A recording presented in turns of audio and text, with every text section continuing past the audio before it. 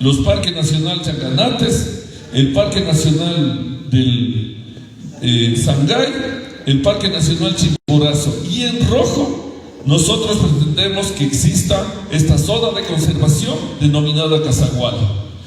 Adicionalmente, en esta zona sur, entre el Sangay y el Parque Chimborazo, necesitamos que se imponga en conservación la zona del Igualata. Todo este cerro del Igualata tiene inconvenientes ya reales de producción de agua y hay que restituir la zona de páramo. Una.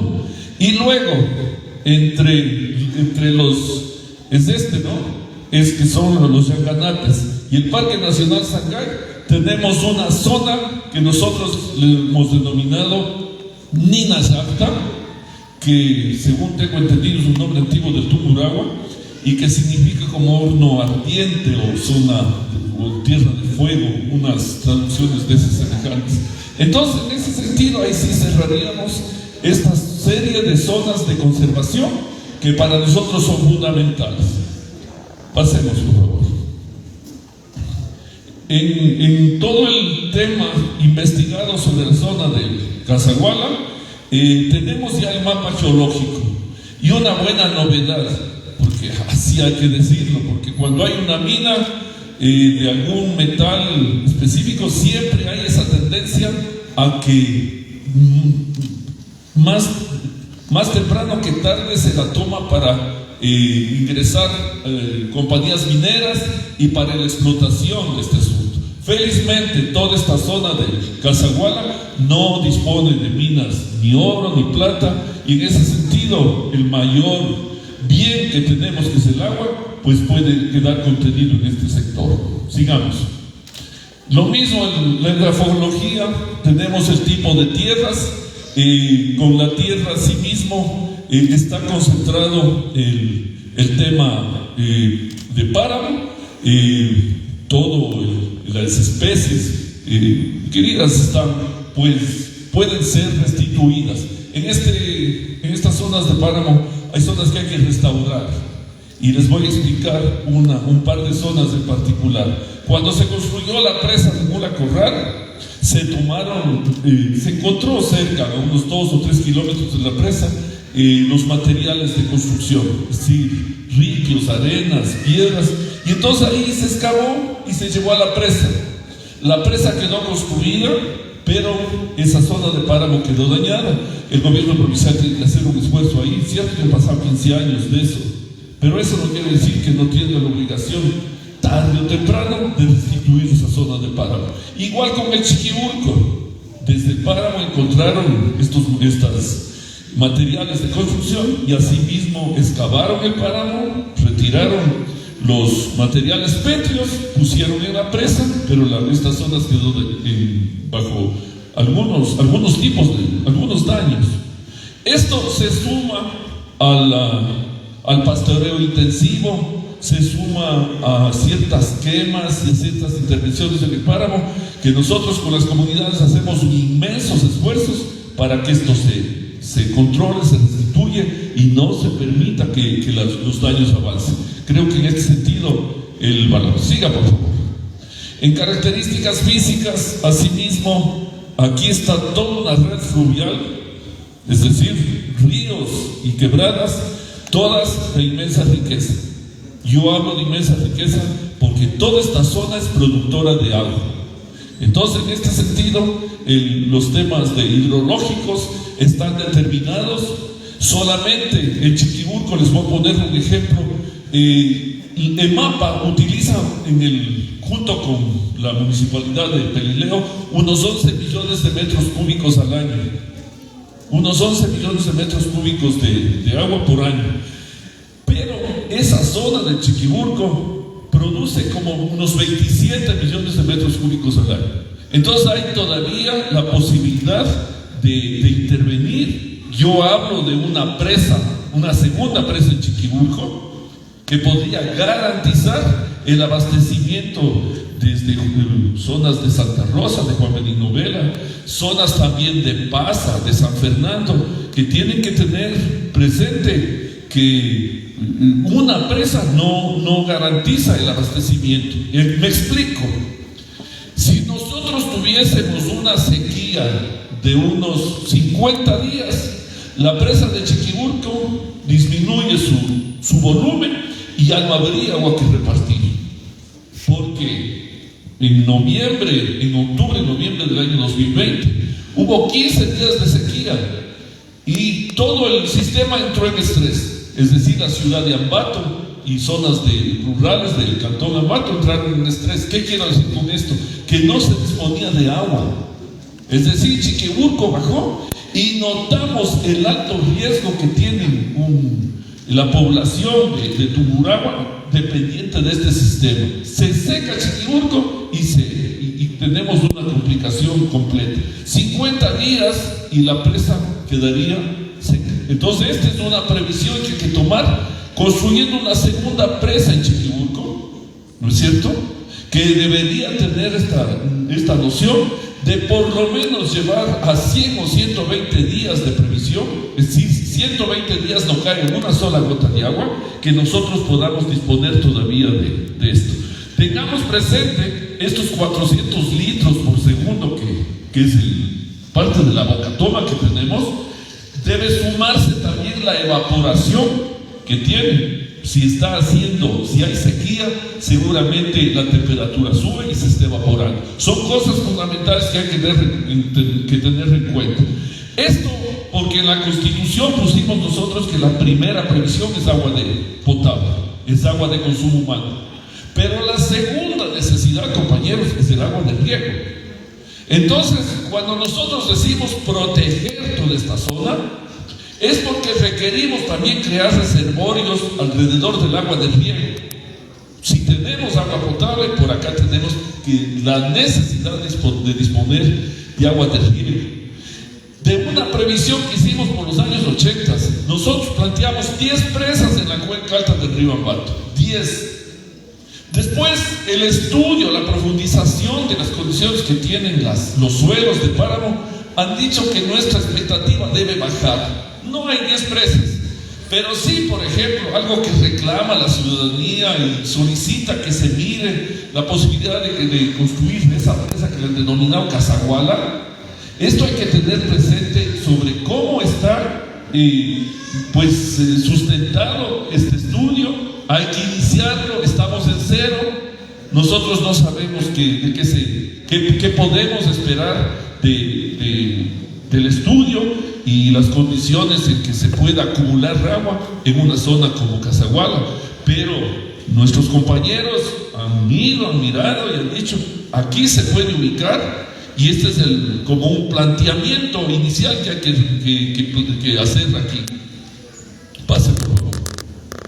Sobre características biológicas, nosotros en el Casaguala tenemos bosques primarios, es decir, muy antiguos, que desgraciadamente por hacer una carretera arrasamos sin la consideración debida, compañeros, que debimos tener para dejar en conservación eso. No había que tocar, pero esto no, nuestro afán de tener una red vial, hemos cruzado los páramos y la verdad que no queremos criticarlo ahora, ¿no? Pero sí en su momento debimos pensar 2 veces si es que esto es necesario o no. ¿No es cierto? Entonces son cosas que hemos dicho siempre, a los páramos hay que tocarles, pero como que fueran cristales, con suma precaución. Aquí no hay que ir con mano dura y ni decir quiero una vía por aquí, y que nos ocurra lo que nos ha ocurrido con esta vía que coge de Quizapinchas del Pilizurco a las antenas. Esto debemos reconocer que fue un error de comunicación con Cotopaxi. Porque decimos, hagamos una vía que conecte Quizapincha con Cusubamba. ¿Y qué es lo que ocurre? Que en Tungurahua muy ágilmente se construye la vía y se queda en medio páramo y se detiene. Y la parte de Cotopaxi, como he hablado con el prefecto, el compañero Guamán y todos ellos, miren, no se ha podido concretar la idea de terminar la comunicación. Sin embargo, ya movimos zonas de páramo, sin embargo, ya hemos permitido el acceso del turismo, un turismo que no tiene mucha responsabilidad porque nos va dejando desechos y con nuestros compañeros voluntarios hemos tenido que sacar una cantidad de basura que se deposita por tarrinas, por envases, por plásticos, por residuos. Y como digo, debemos recoger desde las colillas de tabaco, los tizos, todo eso hay que recoger. ¿Ya? Pueden imaginarse un pájaro que coge atraído por la colilla de tabaco y se intoxica. Claro, hay que pensar en esas cosas. Sigamos, compañeros. Pase. Esto, nuestro compañero biólogo ya hizo exposición, no hace falta insistir. Siga, por favor. Listos. Ahora sí, por favor, las turberas. Vamos a ver un tema de turberas para decir lo siguiente. No es lo mismo hacer una excavación en estas zonas que no son de páramo, ejemplo, para hacer alguna casa en estos medios urbanos. Uno excava y uno sabe que ahí ese suelo, si es que falla, puede reemplazar con otro tipo de suelo y dejarlo sólidamente propuesto para que se levante una casa, una edificación. Pero en cambio en el páramo definitivamente tenemos que hacer una reflexión sobre lo que constituye este tipo de suelo y lo que ocurre sobre eso. Siga, por favor. Siga, por favor. Miren, las turberas, ¿qué decimos? Son humedales que desarrollan suelos orgánicos. Está claro que en el páramo no hay vegetación, unas capas de vegetación que se ha comprobado que tienen 400, 500 años. Entonces, sobre esta primera capa de vegetación ha venido otra y otra más. Y resulta que cuando uno dice ¿por qué el páramo es una fábrica de agua? Resulta porque contiene una serie de sustratos vegetales los cuales retienen el agua, de las denominadas esponjas. Y entonces uno cuando mira, tiene como varios metros de sustratos, y entonces dice, mire, ahí se contiene el agua. Y entonces tiene esa función que cuando la temperatura está alta en el medio ambiente, sueltan el agua. Es decir, por eso, ejemplo, el río Ambato no se acaba de secar nunca, porque cuando deja de llover, estas esponjas permiten la salida del agua y se llueve. Entonces, esta definición de que el humedal, que la turbera es un humedal, y este término de turberas, los ingenieros que diseñan presas deberían tener bien presente de qué se trata, porque cuando diseñan una presa deben saber perfectamente sobre qué suelo están apoyándose. Nosotros hemos hecho críticas a quienes diseñaron, por ejemplo, la presa de Chiquicagua. La presa de Chiquicagua, ahí tiene que corregirse varias cosas, y al señor prefecto y a los técnicos hemos sido bien claros en decir, esto tiene que primero en el papel cómo van a resolver antes de empezar una inversión. Y esto no, y cuando se haga Casaguala o un Chiquiurco 2, o cuando se tome las aguas de Mula Corral, ahí tiene que examinarse bien qué es lo que tenemos ahí para que no echar a perder inversiones. Porque estas cosas que cuando planteamos las presas, estamos hablando de millones de dólares, muchos millones. Y entonces en los muchos millones tenemos que tener precaución de cómo manejamos estas cosas para que asegurar el éxito. ¿Y el éxito qué es? Una presa que retiene agua y permite la operación de sistemas de agua potable o de riego, o tal vez la regulación de caudales. Esto es una cosa fundamental. Entonces, aquí tenemos, dice, humedales con más de 40 centímetros de suelo orgánico.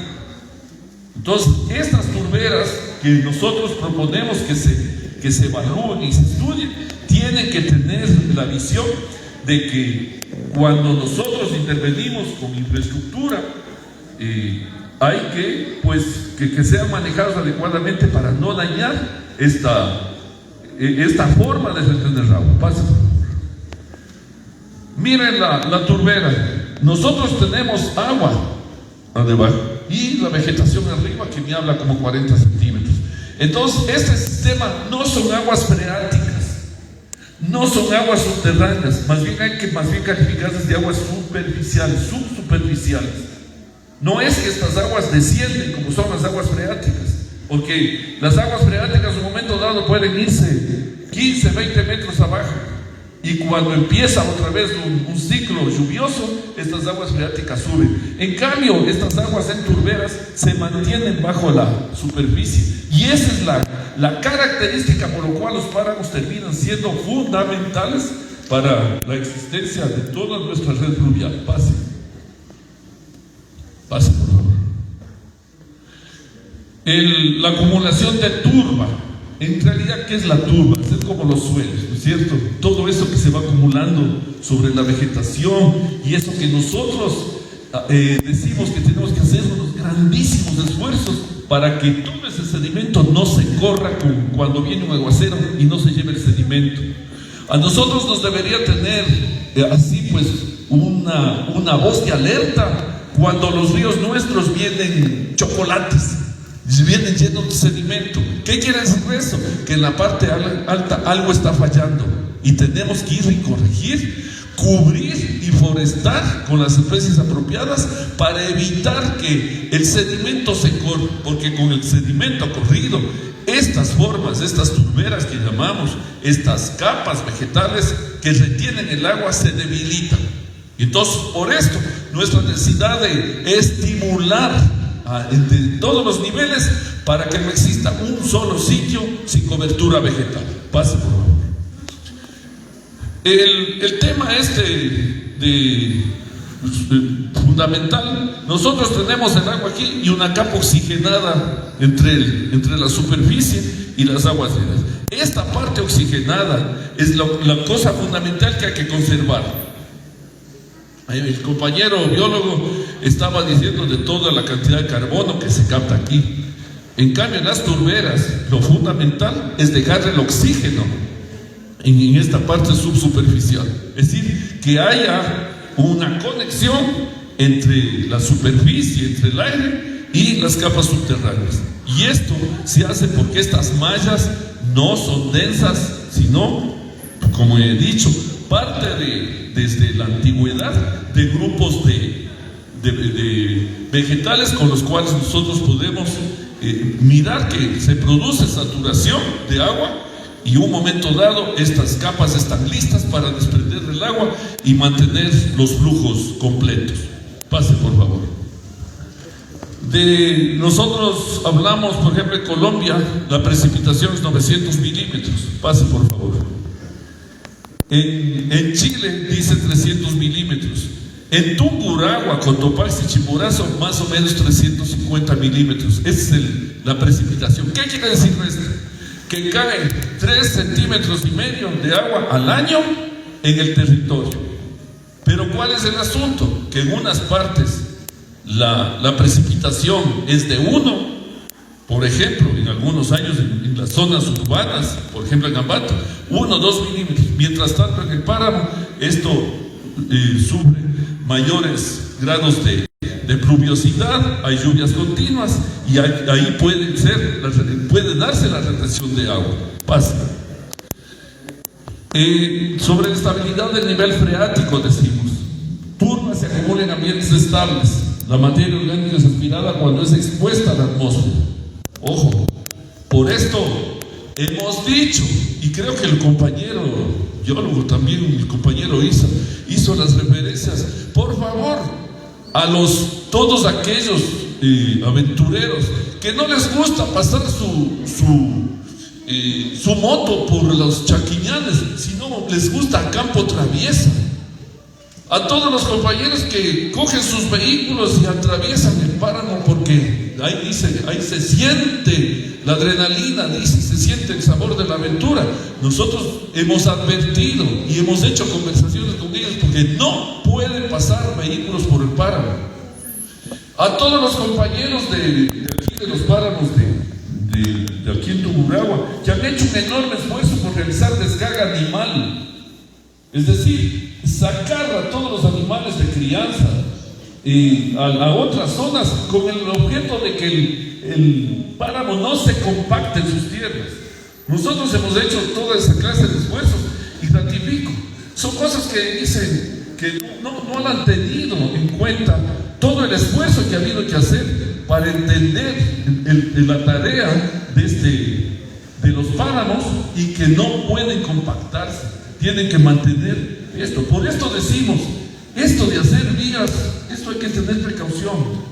No diría no más vías, tal vez alguna sea necesaria, pero tenemos que tener en consideración que una vía es con compactación, y esto daña la función de páramo. Y con las otras cosas que hablamos de motocicletas o vehículos 4x4 que ocupan los páramos y le compactan. Si nosotros hemos hecho toda una toma de conciencia con los compañeros para que vayan sacando sus animales mayores de los páramos para que no se compacten, para que no se dañe la estructura del suelo, y resulta que aquí, como digo, hay que volver a hablar con todos estos clubes para hacerles entender que esto es en serio. O sea, no es admisible que toda la tarea que ha hecho el Fondo de Páramos en algunas partes para acercar, estos van con el alicate, cortan y se cruzan. Entonces estas son las cosas que nosotros hemos reclamado a los clubes de automovilistas y motociclistas, porque definitivamente todo el esfuerzo que hizo las comunidades indígenas y campesinas para la descarga animal están siendo contravertidas por estos clubes que no tienen la conciencia de lo que constituye esta estructura de plano. Pase, por favor. Bueno, aquí hablamos de disturbios, es decir, zonas en las cuales se hubo pastoreo intensivo, o tal vez voy a tomar el caso de los dos sectores de páramo que están alterados por haber construido las presas y haber dejado ahí sin remediar. Eso se llaman disturbios, ¿no? Es decir, algo que no era parte de un flujo, pero se retiene el agua y se transforman en esas cuencas llamadas endorreiras. ¿A qué me refiero? Para no complicarles con un término. Una cuenca hidrográfica recoge el agua, es como en un vasito, ¿no? Todas las gotitas que caen tienen un lugar de salida, y por ahí pueden ser utilizadas las aguas en los diferentes fases de la cuenca. Mientras tanto que en las endorrecas es un sitio que ingresa el agua y no se mueve, y solamente la única forma de salir es la evaporación. Ojo con esos detalles. Entonces aquí en estos temas de las turberas nuestras andinas, estamos trabajando fuertemente, y con el Fondo de Páramos ya iniciando investigaciones que nos permitan profundizar esta forma de tomar ventaja sobre el conocimiento científico del páramo. Nosotros estamos completamente convencidos que el páramo tenemos todavía un conocimiento bajo. El páramo para nosotros tiene un significado infinito, no solamente en el hecho de decir produce agua, sino por qué produce agua, el por qué todos estos temas de turberas y todo este tema de acumulación de agua, cómo está trabajando, por qué esto no hay en la zona baja de las cuencas hidrográficas, por qué no hay en los alrededores, por ejemplo, de estas zonas urbanas o las zonas agrícolas.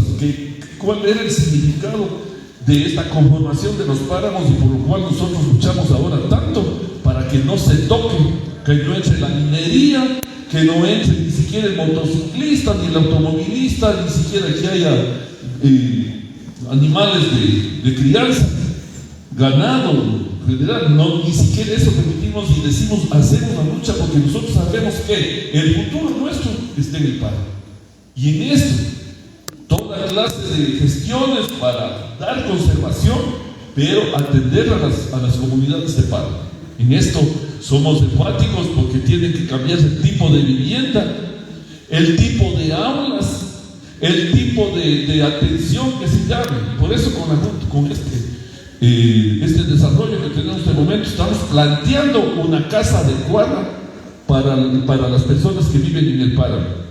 Tienen que tener una casa de mejor calidad, y me refiero a lo siguiente. Ahora el gobierno dice que en Manabí, con temperaturas de promedios de 20 grados, 22 grados, hacen unas ciertas casas como con todas esas fibras de lindes, así, y está bien para las personas se adaptan a eso y tienen unas casas. Sí, pero en el páramo no podemos hacer eso.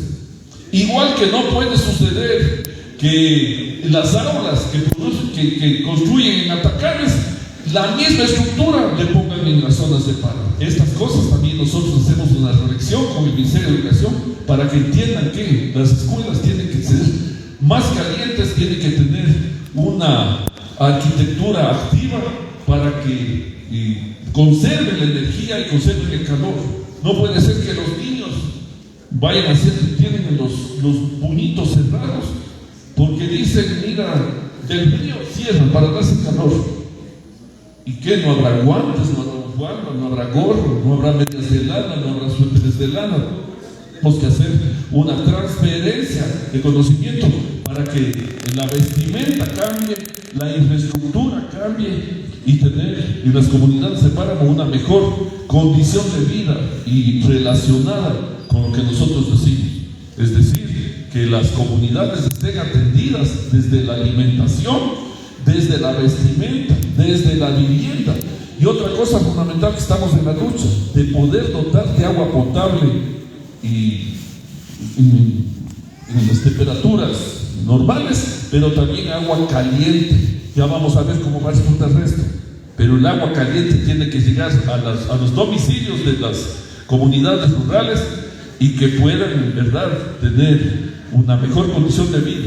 Nosotros decimos que el agua helada no permite ni para lavar ropa y todos estos problemas de las compañeras que tienen 40 años y tienen reumas, que tienen mala condición en general de circulación, etcétera. Tiene que relacionarse con el hecho de que sí podemos plantear el hecho de dotar de agua caliente a los domicilios vía paneles solares, pero también vía de la construcción de una microcentral hidroeléctrica exclusiva para atención a los páranos. Esta central hidroeléctrica de Chiquiburco, estamos en esta lucha y para poder hacer que se vaya a la condición de condición económica que permita tarifas muy bajas para que se consuma agua caliente. Es decir, que en los domicilios rurales exista agua caliente. Esta es nuestra meta, compañeros, con respecto a las cosas. Pasemos, compañeros. Estas plantas de cojín, dice acumulador.